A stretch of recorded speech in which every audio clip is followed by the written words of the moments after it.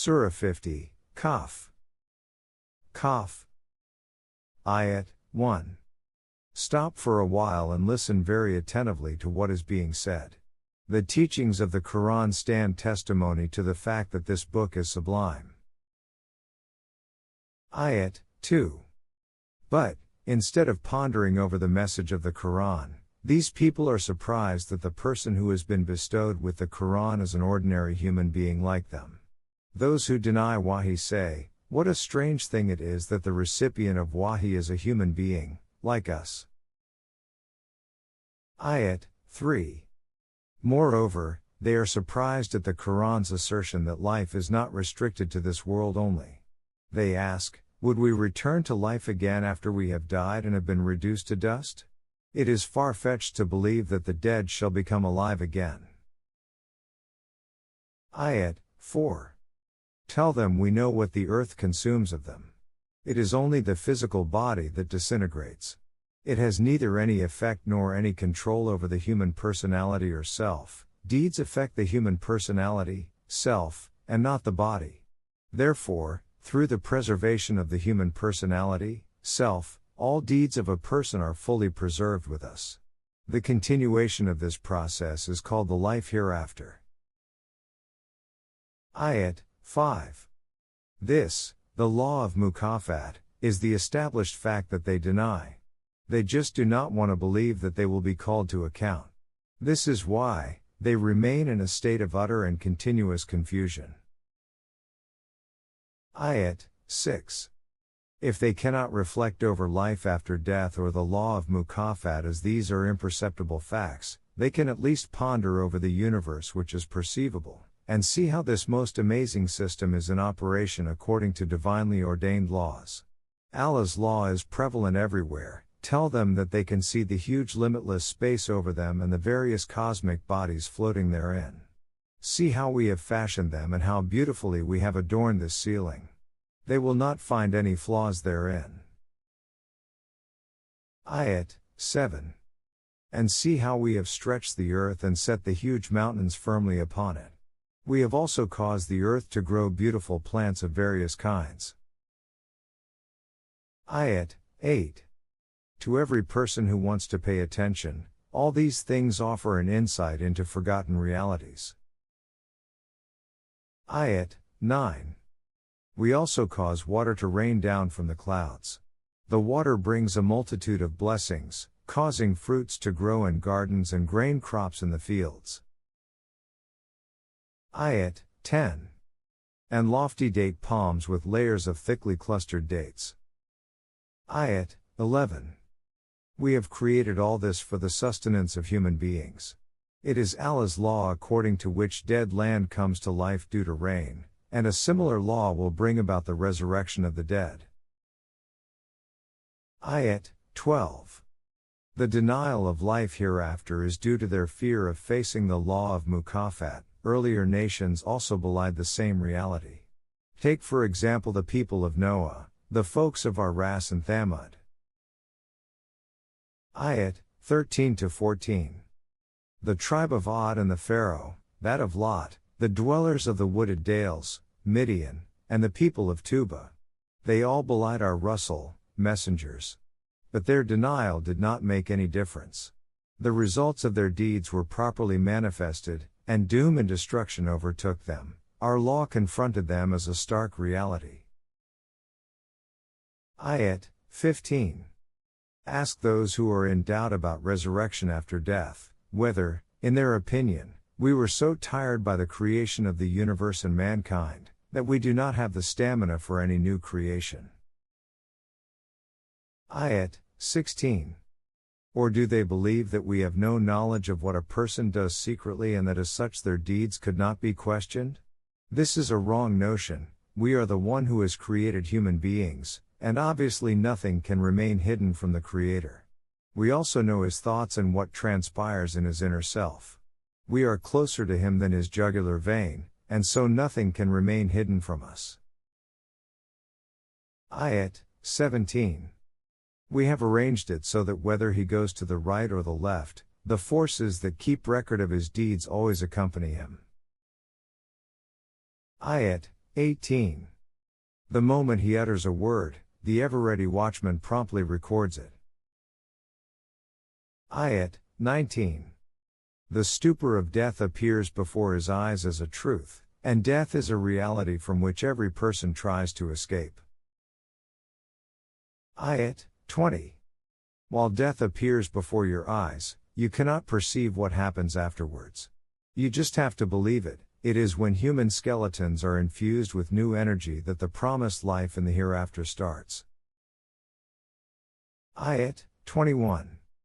At that time every person will come to the court to hear the result of his deeds, and the guardians of his deeds would be with him. One would watch over him while the other would push him from behind. Ayat 22. He would be told, you remained heedless during this life and so today we have removed the covering from your eyes. Now your vision has become sharp and piercing, so much so that you can now clearly see the deeds of your previous life and their imperceptible results, and everything is before you in stark reality. Ayat 23. His record keeper who is accompanying him will say, this is his record which is in my custody. It is complete and up to date in all respects. Ayat 24. Thus the decision would be taken according to this record. People who had rejected the divine laws and had taken a rebellious course out of stubbornness or prejudice will be thrown into Jahannam. Ayat 25. In other words, for those who had withheld wealth, by not keeping it open and available for mankind's development, rebelled against the divine order, remained in doubt about the law of mukafat, and Ayat 26. Set up other forces whose authority and power they accepted instead of that of Allah, the verdict against them would be, cast them into the severe chastisement of Jahannam. Ayat 27. These people will accuse their companions of misleading them but, every companion will immediately say, O our Rabb! He is not telling the truth. I never asked him to rebel against your laws. He himself went far astray. Ayat 28.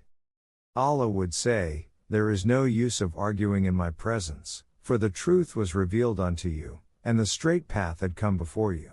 What difference does it make whether you went astray by yourself or someone else misled you? Ayat 29. Our law is unalterable, and all decisions are taken according to it. However, this does not mean that like tyrant rulers we take a stern attitude. No, not at all, we do not commit any aggression, zulm, on our subjects, and everyone gets a fair reward for his deeds. Ayat 30. Thus anyone who went astray will end up in Jahannam. And Jahannam has no boundaries. On that day, we will ask Jahannam, are you filled with criminals?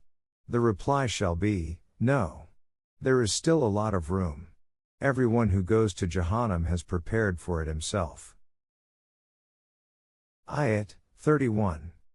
On the other hand, Jannah will be brought very close to the muttaqin. It will no longer be far from them.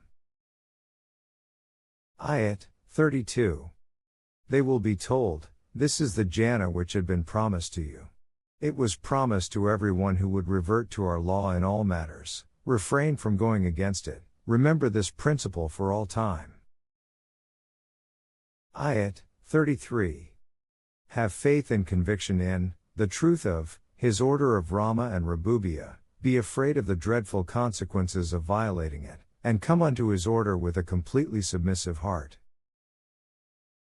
Ayat 34. They will be told to enter Jannah with a sense of peace and security. That henceforth will be the life of Jannah. Ayat 35. In this Jannah, there will be everything which they would desire, but there is even more with us. A human being's desires are limited by his degree of consciousness. He does not comprehend the next evolutionary stage of life. As such, any wish pertaining to that life cannot arise in his mind. God's knowledge is unlimited, and hence He knows human needs at every stage of the evolutionary journey. Ayat 36. O Rasul! Tell them that this is Allah's law of mukafat. However, it is not necessary to wait for life in the hereafter to see it working. The consequences of the collective deeds of nations also appear before them in this world. According to this, how many earlier nations, which were greater in power and strength, have we destroyed? When doom and destruction came over them, they started wandering, in search of some refuge, but they could not find any place of refuge. Ayat 37. In these historical episodes, for those who have a living heart or who at least attentively listen to other people and then take note of it, there is a lot to learn, i.e., for those who apply their minds to these facts and then reach a conclusion on their own. Ayat 38. Tell them to ponder over the great reality of how the Almighty created this huge wonderful universe and then by passing it through 6 different eons, brought it to this stage without any tiredness. Thus, He will have no difficulty in making human beings pass through further stages of evolution. Ayat 39-40. In any case, you should not be disturbed by whatever they say against you. Remain steadfast in your program.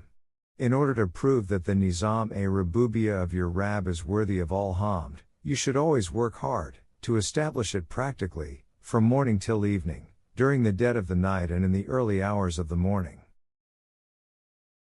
Ayat 41.